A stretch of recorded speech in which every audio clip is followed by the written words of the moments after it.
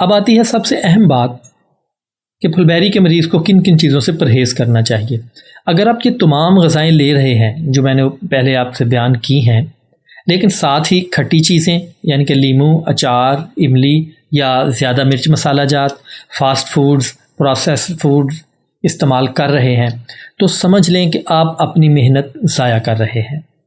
سفید داغ میں پرہیز صرف مشورہ نہیں بلکہ ضروری شرط ہوتا ہے۔ امید کرتا ہوں آج کی یہ معلومات آپ کے لیے فائدہ مند ثابت ہوں گی۔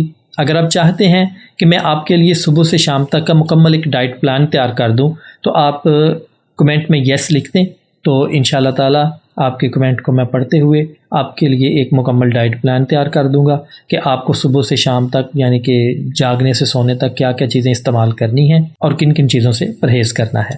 اس ویڈیو کو زیادہ سے زیادہ شیئر کریں کیونکہ آپ کی ایک شیئر کسی کی زندگی میں بہتری لا سکتی ہے، کیونکہ سوشل میڈیا پر بہت زیادہ افواہیں گردش کرتی ہیں، بہت زیادہ مس انفارمیشن دی جاتی ہے۔